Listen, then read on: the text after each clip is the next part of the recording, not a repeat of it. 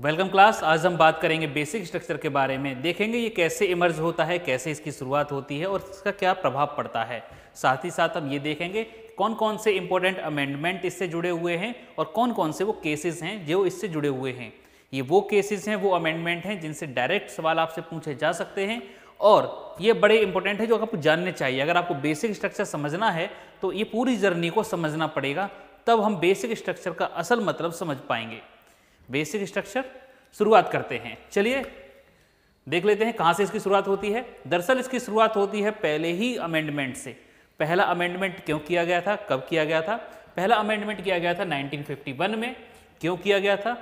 दरअसल हमें agrarian reforms करने थे। हमने क्या करना था कि जो जमींदार हैं जिनके पास बहुत ज़्यादा ज़मीन है उनसे ज़मीन लेकर उन्हें देनी है जिनके पास ज़मीन नहीं है, यानी लैंडलेस लेबरर्स के लिए ये हमें ये ज़मीन देनी है।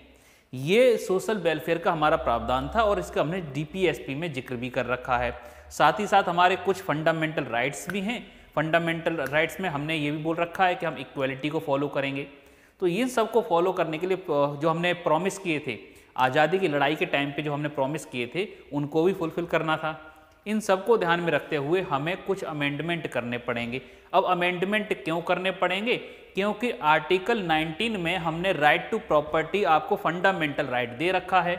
तो राइट टू प्रॉपर्टी आपका फंडामेंटल राइट है। इसका मतलब आपके पास जो प्रॉपर्टी है वो आपकी है, आपसे इसे कोई छीन नहीं सकता। और जब आपसे हम ये संपत्ति छीन नहीं सकते तो दूसरों को हम देंगे कैसे?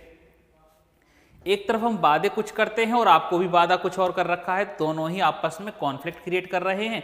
एक तो ये है कि हमको राइट टू इक्वलिटी लेकर आना है, सभी लोगों को बराबर करना है, इनकम में जो इनइक्वलिटी है इसे बराबर करना है और रिच और पुअर के बीच में जो गैप है इसे बराबर करना है। ठीक है, एक कह सकते हो कि इगैलिटेरियन सोसाइटी हमें डेवलप करनी है। लेकिन ये तभी हो सकती है जब हम बराबर करें। बराबर करने के लिए जिसके पास है उसे छीनना पड़ेगा और जिसके पास नहीं है उसे देना पड़ेगा। लेकिन दोनों को ही हमने प्रॉमिस कर रखे हैं। आर्टिकल 19 भी प्रॉमिस कर रखा है हमने। तो ये अपने आप में कॉन्फ्लिक्ट क्रिएट करता था। तो इसे सॉल्व करने के लिए हमारी पार्लियामेंट एक अमेंडमेंट करती है और ये कहती है कि आर्टिकल 31 में क्लॉज 2 और क्लॉज 3 को इंसर्ट कर दिया जाता है, जिसमें कहा जाता है कि अगर कभी ऐसा हो कि सोशल वेलफेयर के लिए, पब्लिक वेलफेयर के लिए या लॉ एंड ऑर्डर के लिए कभी हमें आपके किसी फंडामेंटल राइट और स्पेशली राइट टू प्रॉपर्टी का हनन करना पड़े, इसे स्नैच करना पड़े, तो ये काम हम कर सकते हैं। पर्सनल बेनिफिट के लिए काम नहीं किए जा सकते हैं, सिर्फ सोशल वेलफेयर के लिए या डेवलपमेंटल पर्पज़ के लिए। इस अधिकार का हमें मजबूरी है कि पार्लियामेंट इसे छीने। ये बात हमारी आर्टिकल 31 क्लॉज 2 और क्लॉज 3 में ये कर दी गई थी। अब इसके तहत हमने प्रॉपर्टी छीनना शुरू कर देते हैं। सरकार प्रॉपर्टी छीनना शुरू कर देती है तो लोग पहुंच जाते हैं कोर्ट में, सुप्रीम कोर्ट में, क्योंकि सुप्रीम कोर्ट ही क्या है, गार्जियन ऑफ कॉन्स्टिट्यूशन है। अगर आपको कोई समस्या है तो फिर आप अपने फंडामेंटल राइट की सुरक्षा के लिए किसके पास जाएंगे? आप अपने सुप्रीम कोर्ट के पास जाएंगे। तो यहाँ पर सुप्रीम कोर्ट के पास पहुँचते हैं। कौन पहुँचते हैं? शंकरी प्रसाद पहुँचते हैं। तो इसलिए इस केस को कहा जाता है शंकरी प्रसाद केस। ये पहला अमेंडमेंट ही हमारा कंट्रोवर्शियल हो गया और इसे पर सुप्रीम कोर्ट की राय लेनी पड़ गई। अब सवाल क्या था? बेसिक सवाल क्या था? केस तो इस बारे में पहुंचा कि साहब हमारे फंडामेंटल राइट का हनन किया जा रहा है। लेकिन सुप्रीम कोर्ट ने जब एनालाइज किया तो ये पाया कि यार मामला तो दूसरा है। मामला क्या निकल कर आता है? डिस्प्यूट हमारा आर्टिकल 368 और आर्टिकल 13 में पाया जाता है। क्योंकि एक तरफ कॉन्स्टिट्यूएंट असेंबली, कॉन्स्टिट्यूशन हमसे ये वादा कर देता है राइट टू प्रॉपर्टी, और हमारी जो पार्लियामेंट है ये चेंज कर देती है, यानी कॉन्स्टिट्यूशन को अमेंड कर देती है। तो सवाल यही उठ जाता है कि क्या पार्लियामेंट के पास कॉन्स्टिट्यूशन को अमेंड करने की पावर है? और अमेंडमेंट की पावर, लॉ मेकिंग पावर हमने कहाँ दे रखी है पार्लियामेंट को? आर्टिकल 368 में हमने लॉ मेकिंग पावर दे रखी है। अब देखा जाए तो लॉ दो तरीके के होते हैं, एक तो ऑर्डिनरी लॉ और दूसरा कॉन्स्टिट्यूशनल लॉ। ऑर्डिनरी लॉ को तो चेंज किया जा सकता है, ये तो सभी मानते हैं कि भाई ऑर्डिनरी लॉ जरूरत के हिसाब से पार्लियामेंट बनाती रहेगी। तो लेकिन आर्टिकल 368 में हमने कहीं पर भी ये डिफाइन नहीं किया है कि यहाँ पर जो लॉ शब्द का इस्तेमाल किया गया है, जो पावर दी गई है वो किस सेंस में दी गई है, क्या ये ऑर्डिनरी लॉ के लिए दी गई है या कॉन्स्टिट्यूएंट लॉ के लिए दी गई है। तो ये डिस्प्यूट अराइज होता है कि आर्टिकल 368 बात क्लैरिफाई नहीं कर पा रहा है कि हमने ये पावर पार्लियामेंट को क्यों दी है। ठीक है, तो यहाँ पर डिस्प्यूट आ जाता है कि क्या ऑर्डिनरी लॉ मेकिंग पावर है या कॉन्स्टिट्यूशन मेकिंग पावर है। अगर पार्लियामेंट के पास कॉन्स्टिट्यूशन लॉ मेकिंग पावर है या ऑर्डिनरी लॉ मेकिंग पावर है, तो क्या सुप्रीम कोर्ट इसका जुडिशियल रिव्यू ले सकता है। जुडिशियल रिव्यू, अब ये जुडिशियल रिव्यू हमने कहाँ दे रखा है, कहीं पर लिखा नहीं है, हमने पूरे कॉन्स्टिट्यूशन में कहीं पर भी जुडिशियल रिव्यू शब्द का इस्तेमाल ही नहीं किया है। ये बात हमारी आती है आर्टिकल 13 में, और आर्टिकल 13 में कहा गया है कि अगर कोई भी पार्लियामेंट द्वारा बनाया गया लॉ, कोई भी ऐसा लॉ जो पार्लियामेंट ने बनाया है और वो कॉन्स्टिट्यूशन को कॉन्फ्लिक्ट क्रिएट करता है या फंडामेंटल राइट को स्नैच करता है, अब्रिज करता है, तो ऐसी कंडीशन में ऐसे लॉ को हम अनकॉन्स्टिट्यूशनल बोल देंगे, इनकंसिस्टेंट बोल देंगे या नल एंड वॉइड बोल देंगे। क्या बोलता है आर्टिकल 13? आर्टिकल 13 बोलता है कि अगर कोई भी ऐसा लॉ पार्लियामेंट बनाता है या एग्जीक्यूटिव बनाता है जो फंडामेंटल, जो हमारे कॉन्स्टिट्यूशन को क्लैश करता है, कोई भी आर्टिकल के साथ अगर क्लैश क्रिएट करता है, तो उसे अनकॉन्स्टिट्यूशनल बोल दिया जाएगा, असंवैधानिक बोल दिया जाएगा। ये बात आर्टिकल 13 में लिखी है। तो आर्टिकल 13 में भी ये बात क्लैरिफाई नहीं की गई है कि यहाँ पे जो लॉ लिखा गया है, लॉ शब्द का मतलब क्या है, कौन से लॉ को अनकॉन्स्टिट्यूशनल बोला जाएगा, ऑर्डिनरी लॉ को बोला जाएगा या कॉन्स्टिट्यूशनल लॉ को बोला जाएगा। अब ये दोनों बातें सुप्रीम कोर्ट के सामने आती हैं कि भाई इसमें हमने क्लैरिफाई करना है कि किसका क्या मतलब है। आर्टिकल 368 में सुप्रीम कोर्ट सोच विचार करता है और कहता है, उसको पता है, सुप्रीम कोर्ट को ये समझ में आता है कि जो लोग कॉन्स्टिट्यूएंट असेंबली में बैठे हुए थे यही लोग पार्लियामेंट में बैठे हैं। तो जिन्होंने संविधान बनाया है और अगर वो चाहते हैं कि हम इस कॉन्स्टिट्यूशन में बदलाव करें, तो इसमें क्या बुराई है। बनाने वाले ही अगर ये चाह रहे हैं कि इसमें कोई चेंज करना चाहते हैं, तो हम क्यों रोकें। मान के चलो अगर ये बदलाव जो अभी कर रहे हैं अगर ये पहले किया होता तब भी सुप्रीम कोर्ट नहीं रोक पाता। तो सुप्रीम कोर्ट ये मान के चलता है कि जो लोग कॉन्स्टिट्यूएंट असेंबली में बैठे थे यही लोग पार्लियामेंट में बैठे हैं और ये जो भी फैसला लेंगे ये देश हित में लेंगे, काफ़ी सही फैसला लेंगे, तो हमें ज़्यादा इसमें दखल अंदाजी देने की ज़रूरत नहीं है। तो सुप्रीम कोर्ट इस बात को ध्यान में रखते हुए पार्लियामेंट के जो भी डिसीजन थे उन्हें सही करार दे देता है। अब सही कैसे बोलता है इसको भी समझते हैं। सुप्रीम कोर्ट बोलता है कि देखो भाई आर्टिकल 13 में ना, आर्टिकल 13 में सिर्फ ऑर्डिनरी लॉ मेकिंग पावर दे रखी है, constitution law making power, sorry constitution law का कोई प्रावधान नहीं दे रखा है। यानी जुडिशियल रिव्यू सुप्रीम कोर्ट सिर्फ ऑर्डिनरी लॉ का ले सकता है, कॉन्स्टिट्यूशन लॉ का नहीं ले सकता है। क्या कर सकता है? सिर्फ ऑर्डिनरी लॉ का ही जुडिशियल रिव्यू लिया जा सकता है, कॉन्स्टिट्यूशन लॉ का नहीं लिया जा सकता है। तो पार्लियामेंट अगर कोई कॉन्स्टिट्यूशन में बदलाव करती है तो हम उसे नहीं देख सकते हैं। दूसरी बात कहता है कि पार्लियामेंट के पास दोनों ही पावर हैं, ordinary law making power and constitution law making power. Parliament दोनों ही तरीके के लॉ बना सकता है। यानी पार्लियामेंट के पास ये पावर है कि वो नॉर्मल लॉ बनाए, उसके पास ये भी पावर है कि वो कॉन्स्टिट्यूशन में कोई भी चेंज कर दे, ये भी पावर पार्लियामेंट के पास ही है। ये जजमेंट आता है शंकरी प्रसाद केस में 2 आर्टिकल में। और ये देखोगे आगे चल के ये पूरी जो लड़ाई है, अभी तो लड़ाई शुरू नहीं हुई है लेकिन हाँ आगे शुरू होने वाली है, जिसमें पार्लियामेंट और सुप्रीम कोर्ट दोनों आपस में लड़ रहे होते हैं। ये बस ऐसा ही है जैसे समुद्र मंथन हुआ था, तो एक तरफ राक्षस थे एक तरफ देवता थे और लड़े जा रहे थे और किसके ऊपर? वो कछुए के ऊपर। और कछुआ क्या है? हमारा संविधान है। बस इसके ऊपर सब रगड़ा पट्टी चल रही है, ये हम आगे चल के देखेंगे। और इसी रगड़ा पट्टी से हमारा निकलता है अमृत, जिसे हम बोलते हैं बेसिक स्ट्रक्चर। देखते हैं। गोलकनाथ केस आता है 1967 में। 1967 आते आते सुप्रीम कोर्ट को ये बात का एहसास होने लगा कि भाई जिनके कारनामों को हम आंख बंद करके सही मान रहे थे, यानी पार्लियामेंट, अब पार्लियामेंट में जो लोग थे उस समय अब नहीं रहे हैं, यानी वो गुजर चुके हैं या रिटायर ले चुके हैं। तो अब जो नए लीडर्स आ रहे हैं पार्लियामेंट में, जो भी नए सदस्य आ रहे हैं, ये वो लोग हैं जो पॉलिटिकली मोटिवेटेड हैं, ये वो लोग हैं जो एक पर्टिकुलर माइंडसेट के साथ आते हैं, अपने लालच के साथ आते हैं। तो जरूरी नहीं है कि ये जो भी काम करेंगे ये सही ही होगा। इसलिए अब पार्लियामेंट आंख बंद करके इन्हें सही बोलने से मना कर देता है। गोलकनाथ केस फिर से वही बात उठाता है कि क्या वास्तव में पार्लियामेंट के पास अंडर आर्टिकल 368 दोनों ही पावर हैं, और 13 को भी क्लैरिफाई करने की मांग करता है कि भाई इसको दोबारा से रिव्यू करिए, दोबारा से चेक करिए कि आपने जो 51 में बोला था बात अभी भी सही है कि नहीं है। सुप्रीम कोर्ट सोच विचार करता है और अब कहता है कि नहीं, अब सारी पावर हम पार्लियामेंट को तो नहीं दे पाएंगे, आंख बंद करके हाँ भी नहीं बोल पाएंगे, तो क्या किया जाए, पार्लियामेंट के पास से ये पावर छीन ली जाए। कौन सी? कॉन्स्टिट्यूशन को अमेंड करने की पावर। कैसे छीनते हैं? आर्टिकल 368 में सुप्रीम कोर्ट ये मानता है कि पार्लियामेंट के पास दोनों ही पावर हैं, लेकिन जो आर्टिकल 368 है ये सिर्फ प्रोसीजर शब्द का इस्तेमाल करता है। आर्टिकल 368 में सिर्फ procedure to amend the constitution शब्द का इस्तेमाल हुआ है, यहां पर power to amend the constitution नहीं लिखा हुआ है।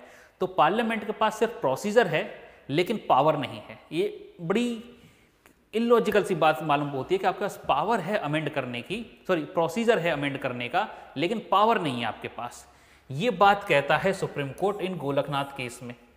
इसका मतलब ये हो गया कि parliament of constitution law making power अपने पास नहीं रखती है, सिर्फ ऑर्डिनरी लॉ मेकिंग पावर ही रखती है। जो बात 1951 में शंकरी प्रसाद केस में कही गई थी आर्टिकल 13 के बारे में, वो ये थी कि आर्टिकल 13 का मतलब सिर्फ ऑर्डिनरी लॉ तक सीमित है, कॉन्स्टिट्यूशन लॉ तक नहीं है। अब ये बात यहाँ पर पलट दी जाती है। क्या कहता है? ये बोलते हैं कि sir ordinary law making power तो है ही, लॉ का मतलब साथ ही साथ कॉन्स्टिट्यूशन लॉ भी है, यानी जुडिशियल रिव्यू अब दोनों ही लॉ का लिया जा सकता है। पहले सिर्फ एक का ही लिया जा रहा था, अब दोनों का ही हम जुडिशियल रिव्यू ले सकते हैं।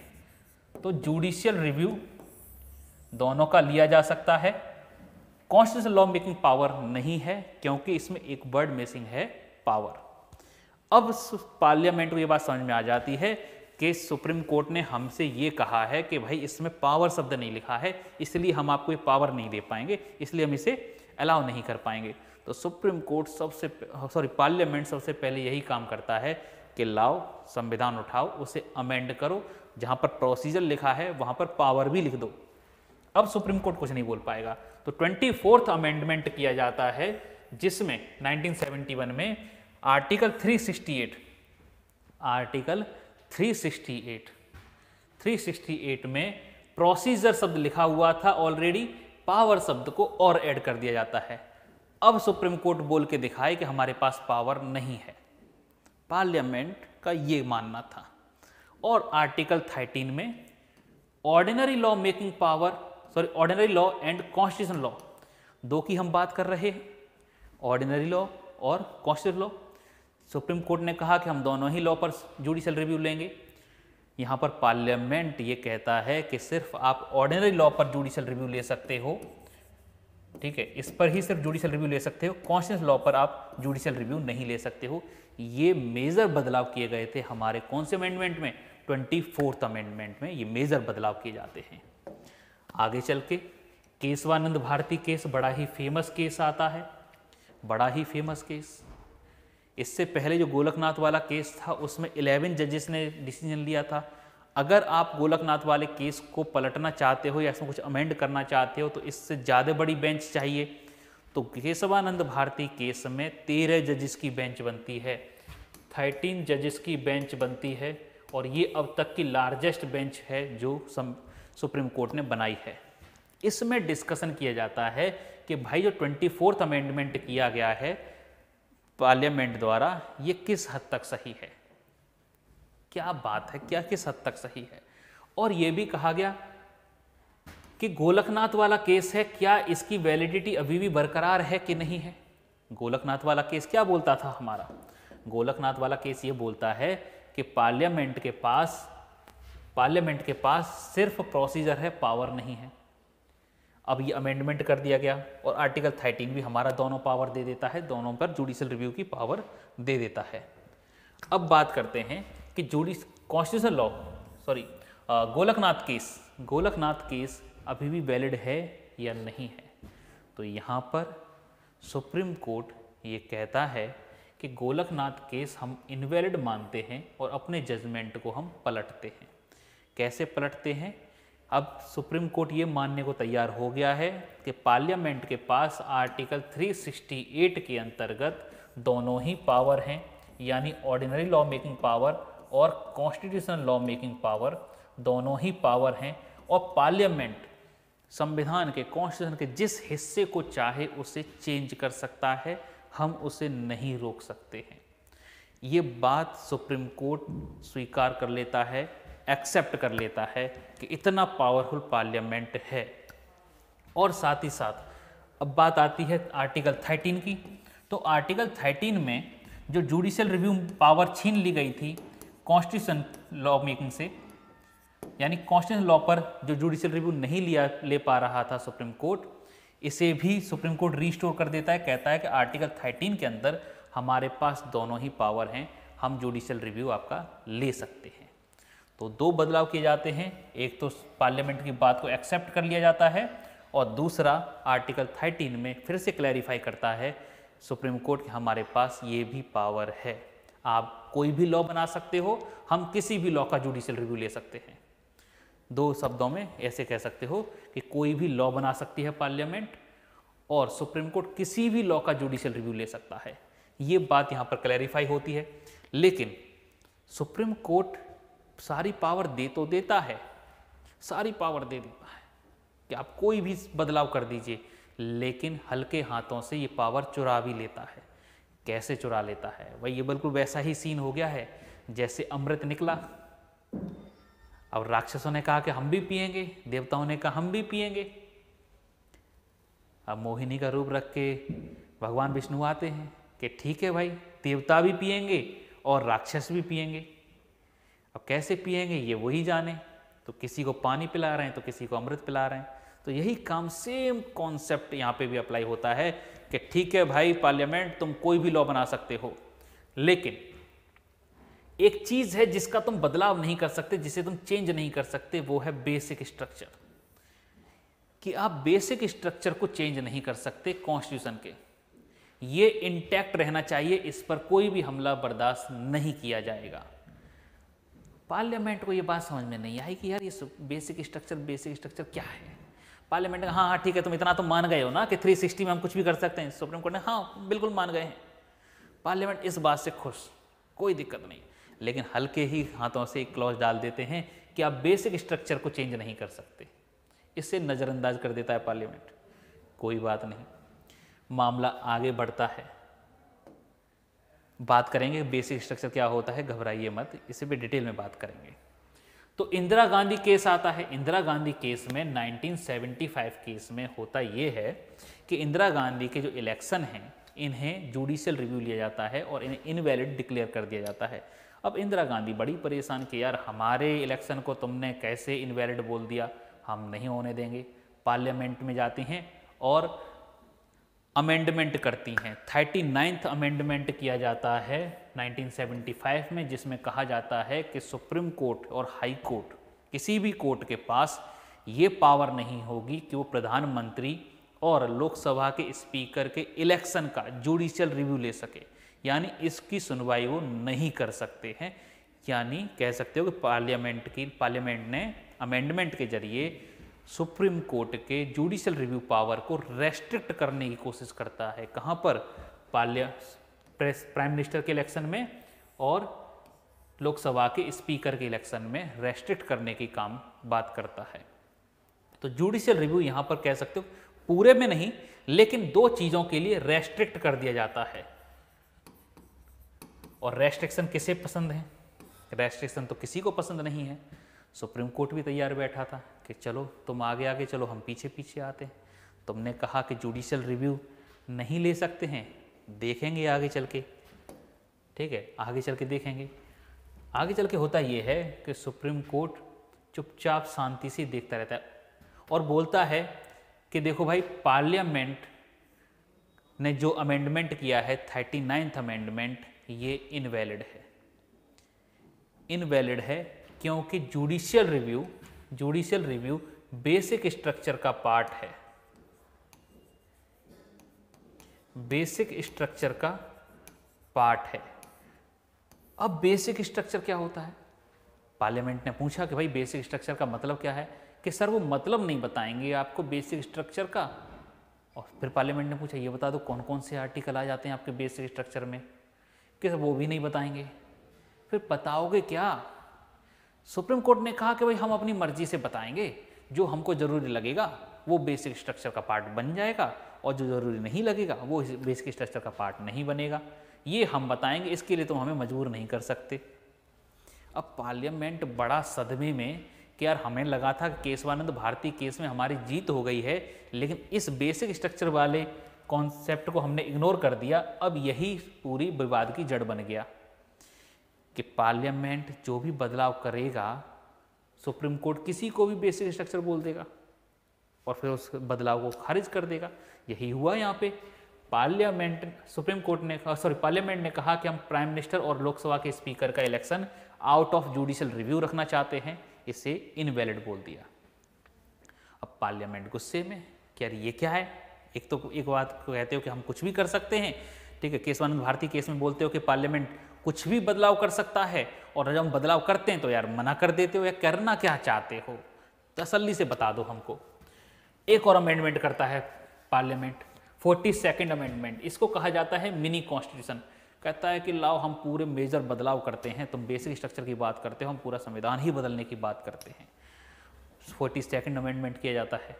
इसमें कहा जाता है जो आर्टिकल 368 है ना, हमारा आर्टिकल 368, इसमें बदलाव किया जाता है। क्लॉज 4 और क्लॉज 5 रख दिया जाता है। इसमें कहते हैं कि पार्लियामेंट जो भी, पहले सिर्फ दो ही बात पर था, प्रधानमंत्री के इलेक्शन और लोकसभा के स्पीकर, लेकिन आर्टिकल 368 क्लॉज 4 में पार्लियामेंट ये कहता है कि अब पार्लियामेंट द्वारा जो भी लॉ बनाए जाएंगे ये सारे के सारे आउट ऑफ जुडिशियल रिव्यू रहेंगे। तो बस इमेजिन करो कि कैसी खींचम खींच पड़ी हुई है सुप्रीम कोर्ट और पार्लियामेंट के, खींच रहे हैं एक दूसरे को, एक दूसरे पर हावी होने की कोशिश कर रहे हैं, एक दूसरे की पावर छीनने की कोशिश कर रहे हैं। तो आर्टिकल 368 में क्लॉज 4 में जितने भी लॉ बनाए जाएंगे अब पार्लियामेंट द्वारा ये सारे जुडिशियल रिव्यू से बाहर रहेंगे, यानी सुप्रीम कोर्ट की पावर को कम करने की कोशिश की गई। दूसरा काम कि पार्लियामेंट सुप्रीम है और पार्लियामेंट के किसी भी डिसीजन को चैलेंज नहीं किया जा सकता है, यानी एक ही हथियार था सुप्रीम कोर्ट के पास, जुडिशियल रिव्यू, उसे पूरी तरीके से ख़त्म कर दिया। और अगर कभी पार्लियामेंट का लॉ और सुप्रीम कोर्ट का कोई वर्डिक्ट आपस में क्लैश करेगा तो ऐसे केस में पार्लियामेंट का लॉ प्रिवेल करेगा, यानी इसको वरीयता दी जाएगी, यही काम करेगा। तो पार्लियामेंट सुप्रीम बना दी गई। अब ये काम पार्लियामेंट ने अपनी तरफ से कर लिया। तुम्हें क्या लगता है सुप्रीम कोर्ट शांत बैठा होगा? नहीं, बिल्कुल शांत नहीं बैठा।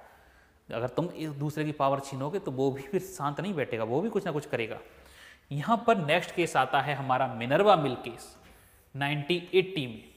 और 1980 में मिनर्वा मिल केस में जो 42nd अमेंडमेंट हुआ था 368, इसे इनवैलिड बोल दिया जाता है। पूरे अमेंडमेंट को कभी भी इनवैलिड नहीं बोला जाता है, ना ही पूरे लॉ को इनवैलिड बोला जाता है। सिर्फ उतना पार्ट जितना क्लैश कर रहा हो उसी को इनवैलिड बोला जाता है। तो 42nd अमेंडमेंट में 368 में जो भी अमेंडमेंट किए गए थे इन्हें इनवैलिड बोल दिया जाता है। इसका मतलब पार्लियामेंट सुप्रीम नहीं है और जुडिशियल रिव्यू सुप्रीम कोर्ट ले सकता है। पूरी जद्दोजहद हमारी दो ही आर्टिकल को लेकर है, आर्टिकल 368 और आर्टिकल 13, एक दूसरे की पावर छीनने की। क्योंकि आर्टिकल 368 पार्लियामेंट को पावर देता है और आर्टिकल 13 सुप्रीम कोर्ट को पावर देता है। तो अब जो लड़ाई होगी इन दोनों के बीच में ही चल रही है। आगे देखते हैं क्या बदलाव होते हैं। अब तक मामला यह है कि आर्टिकल 13 के तहत आर्टिकल 13 के तहत सुप्रीम कोर्ट किसी भी लॉ का जुडिशियल रिव्यू ले सकता है और पार्लियामेंट किसी भी लॉ को चेंज कर सकती है, बशर्ते बेसिक स्ट्रक्चर को चेंज ना करे। बेसिक स्ट्रक्चर अब तक किसे किसे माना गया है? जो भी फेडरल फीचर्स हैं उन्हें बेसिक स्ट्रक्चर माना गया है। जो भी हमारे जुडिशल रिव्यू है बिल्कुल बेसिक स्ट्रक्चर माना गया है। Right to life and liberty basic structure का पार्ट बताया गया है, और भी समय समय पर बदलाव होते रहे हैं जिन्हें बेसिक स्ट्रक्चर बताया गया है, जैसे सेकुलरिज्म है, हमारे प्रियम्बल है, प्रियम्बल में जो भी वर्ड्स लिखे हुए हैं, सोशलिस्ट, डेमोक्रेटिक, इलेक्शंस, ये सारे हमारे क्या बताए गए हैं, बेसिक स्ट्रक्चर बताए गए हैं, तो इन्हें चेंज नहीं किया जा सकता। अब बात आती है कि जुडिशियल रिव्यू से एक चीज और छुपी रह गई है, वो है 9th शेड्यूल। 9th शेड्यूल क्या है? 9th शेड्यूल में पार्लियामेंट कोई भी ऐसा लॉ बनाए और उसे 9th शेड्यूल में रख दे तो सुप्रीम कोर्ट इसका जुडिशियल रिव्यू नहीं ले सकता था। यानी ये बनाई ही इसलिए गई थी कि ताकि हम सुप्रीम कोर्ट से चोरी कर सकें और सुप्रीम कोर्ट इसे ना देख सके। तो कुछ ऐसे लॉ जरूरी थे जो कि हमें बनाने थे, तो 9th शेड्यूल में ये सारे लॉ हमने रख दिए थे। अब इसे चैलेंज किया गया कि जब पार्लियामेंट कोई भी लॉ बना सकता है और सुप्रीम कोर्ट कोई भी लॉ का डिसीजन ले सकता है, जुडिशियल रिव्यू ले सकता है, तो 9th शेड्यूल आज़ाद क्यों घूम रहा है? इस पर भी फाइनल वर्डिक्ट दो। तो IR कोहेलो केस में 2007 में इसे 9th शेड्यूल केस भी बोला जाता है। इसमें सुप्रीम कोर्ट कहता है कि अब से यानी 2007 के बाद से 9th शेड्यूल में जो भी लॉ आएंगे उनका हम जुडिशियल रिव्यू ले सकते हैं।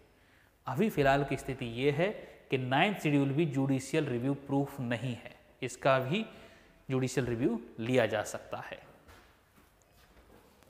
ठीक है, तो आई होप कि ये पूरा मामला रहा था, किस तरीके से बेसिक स्ट्रक्चर बनता है, किन किन फेजेस से होकर गुजरता है, कैसे सुप्रीम कोर्ट और पार्लियामेंट के बीच में लड़ाई होती है, और आज की स्थिति क्या है सुप्रीम कोर्ट की और पार्लियामेंट की। तो आपको उम्मीद है कि ये वीडियो अच्छी लगी होगी, तो सब्सक्राइब कर दीजिए, लाइक कर दीजिए, शेयर कर दीजिए।